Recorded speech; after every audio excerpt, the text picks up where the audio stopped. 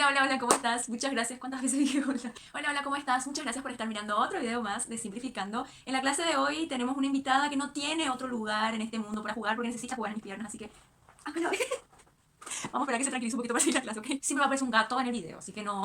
Ustedes hagan como si fuera que no pasa nada acá, que está todo normal. En la clase de hoy voy a estar explicando un poco de fracción generatriz.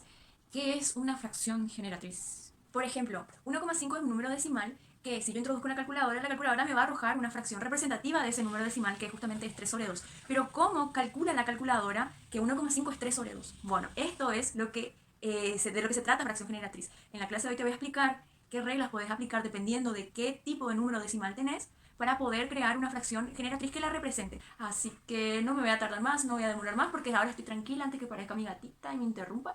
Voy a arrancar con el video de hoy, así que espero que les den mucha ayuda y les recomiendo de que puedan tener una hoja en papel para ir anotando lo que les voy a explicar.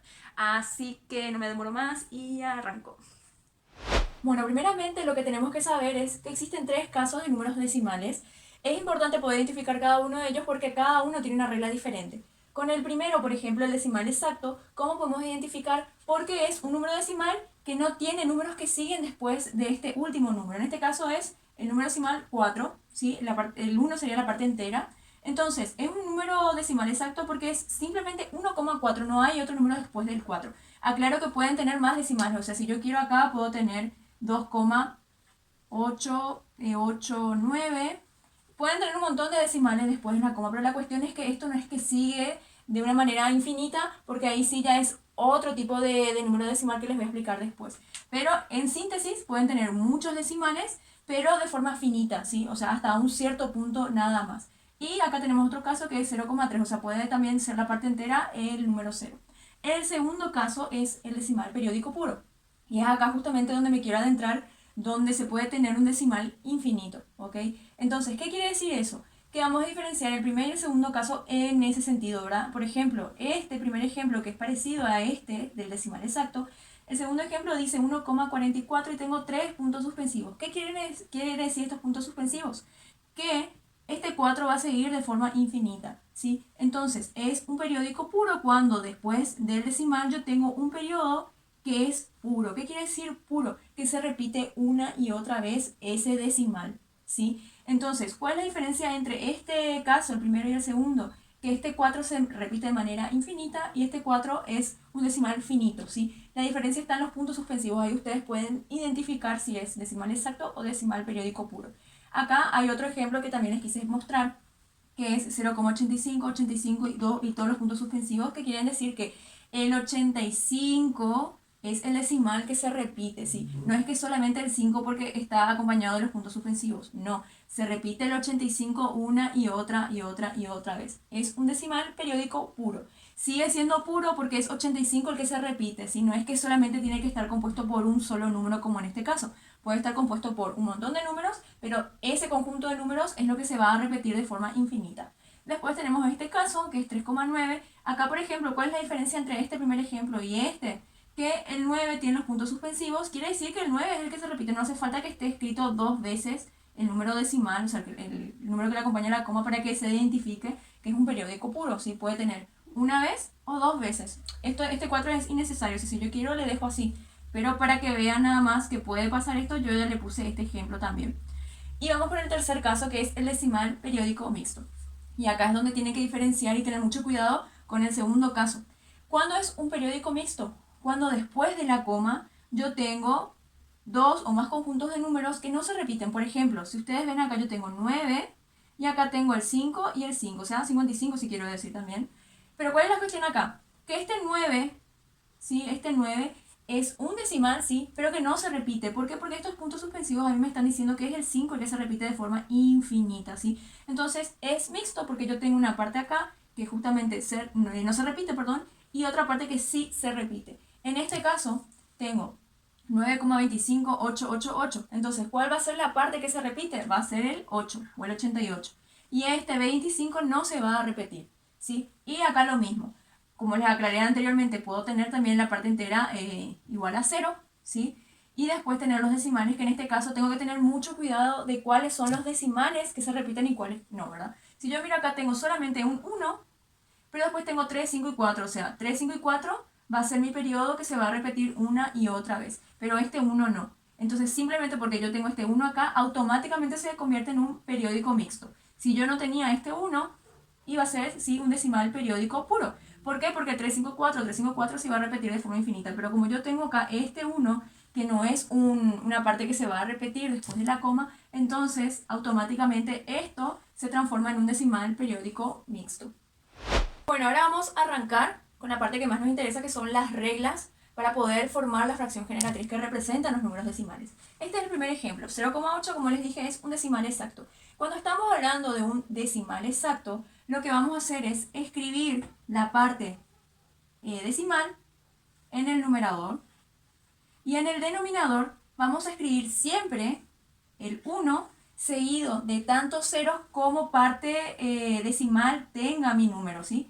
O sea, solamente un 0. O sea, yo acá tengo 0,8. ¿Cuál es mi parte decimal? Este 8. Solamente tengo una parte decimal, ¿sí? Entonces, este 0 representa a este 8 que yo tengo acá, ¿ok?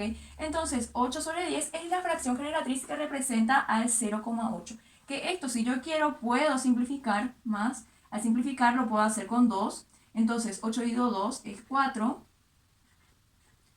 Y 10 dividido 2 es 5. Esto más ya no se puede simplificar. Entonces, 4 quintos es la fracción que representa al 0,8. Esta sería la manera de formar el decimal exacto. Ahora, ¿qué pasa si yo tengo, por ejemplo, 1,35? 1,35 también es un decimal exacto, ¿sí? Porque solamente esto sería la parte decimal. Entonces, ¿qué vamos a hacer acá? ¿Qué pasa y cuál es la diferencia con este ejemplo que acabo de realizar? Que mi parte entera en el primer ejemplo es 0 y acá es 1. No pasa nada, van a escribir el 1 también en el numerador, ¿sí? Y van a acompañar con el 35 también en el numerador. ¿Y qué van a escribir en el denominador? En el denominador van a volver a escribir este 1, que solamente una vez va a estar, ¿sí? Y van a escribir la cantidad de números que tengan después de la coma. Y acá yo tengo 3 y 5, o sea, 2 ceros para cada uno. Este 0 es del 3 y este 0 es del 5, ¿sí? ¿Qué pasó con este 1? Nada, le pusimos acá, pero no pasa nada. O sea, no es que tenemos que hacer un paso de más por este 1 que tenemos acá. No pasa nada, le colocan ahí e ignoran su existencia después, ¿no? Por eso, repito, 135 van a escribir en el numerador porque este 1 es la parte entera y este 35 es la parte decimal. Y en el denominador van a escribir justamente el 1, que siempre va a estar acompañado de tantos ceros yo tenga en la parte decimal, que en este caso va a ser 2 ceros. Entonces, esta es la fracción que representa al 1,35. Que por supuesto, si yo puedo justamente simplificar, lo voy a hacer. Que en este caso, al simplificar, me va a quedar que es igual a 27 sobre 20. Entonces, 27 sobre 20 es la fracción generatriz que representa a este número decimal, que es 1,35. Bueno, ahora tenemos un ejemplo del decimal periódico puro. Vamos a ver cuál es la regla que le corresponde, a este tipo de decimal, ¿sí? ¿Qué es lo que pasa acá? Vamos a tener de vuelta numerador y denominador. ¿Y qué vamos a colocar en el numerador?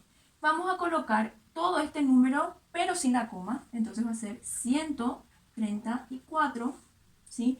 134, entonces, ¿qué vamos a hacer con esto? Vamos a restar la parte entera, que en este caso es el 1, ¿sí? Entonces, tenemos esta forma, 134 menos 1. ¿Y qué vamos a colocar en el denominador? En el denominador, para este caso, este sería el segundo caso, voy a corregir, para este segundo caso que es de decimal periódico puro, ¿qué vamos a colocar en el denominador? Vamos a colocar tantos 9 como decimales tenga esta expresión. Entonces, ¿cuántos decimales yo tengo acá? Tengo 1 y 2, entonces voy a colocar 2 nueves, ¿sí? Entonces, esto sería de esta forma. Vamos a poner en la calculadora 134 menos 1 sobre 99, perdón. Y esto no se puede reducir más, o sea, va a quedar directamente 133 sobre 99, ¿sí? Que si ustedes esto quieren transformar en decimal, les sale en la calculadora 1,343434, que es justamente este número. Es decir, que está bien lo que hicimos. Entonces vamos a repasar lo que hicimos acá. Cuando tenemos un decimal periódico puro, vamos a colocar en el numerador todo el número sin la coma, que es este 134, y vamos a restar la parte entera que le corresponde, o sea, vamos a restar en este caso el 1, ¿sí? Y en el denominador que vamos a colocar tantos 9 como cifras decimales existan. O sea, 2 veces 9 por estos dos números que tenemos en la parte decimal. Bueno, y ahora vamos a ver la regla de este último caso, que sería el decimal periódico mixto. Tenemos 2,3555, que sería justamente la representación al decimal periódico mixto. ¿Qué vamos a hacer acá? Vamos a escribir de vuelta la rayita esta, que va a ser separada, digamos, por el numerador y denominador. ¿Qué vamos a escribir en el numerador? Vamos a escribir la parte entera, la parte no periódica, que es el 3, y la parte periódica, que es el 5. Vamos a escribir todo sin la coma, como en el caso anterior, ¿sí? Entonces, 235 sin la coma, no es necesario volver a escribir otros 5 más acá, ya les había explicado por qué. Y a esto también le vamos a restar una cantidad. ¿Pero qué es lo que le vamos a restar? Vamos a restar la parte entera, que es el 2, y la parte no periódica, que es el 3. Entonces, de esta forma nos va a quedar en el numerador. Y en el denominador, ¿qué vamos a escribir? Vamos a escribir tantos 9 como cifras tenga el periodo. Como yo tengo acá el 5, que solamente el 5 es el que se repite una y otra vez, entonces vamos a escribir solamente un 9. Y vamos a escribir tantos ceros como cifras tenga la parte no periódica. La parte no periódica es el 3, solamente tengo un número que le corresponde a la parte no periódica, por lo tanto vamos a escribir solamente un 0. ¿Y esto a qué es igual? Vamos a poner en la calculadora 235 menos 23 sobre 90, y esto es igual a 106 sobre 45. O sea, 106 sobre 45, perdón, es la fracción que representa a 2,35555. ¿Sí? Espero que les haya servido mucho este video y nos vemos para la próxima semana. Muchas gracias y suscríbanse a mi canal.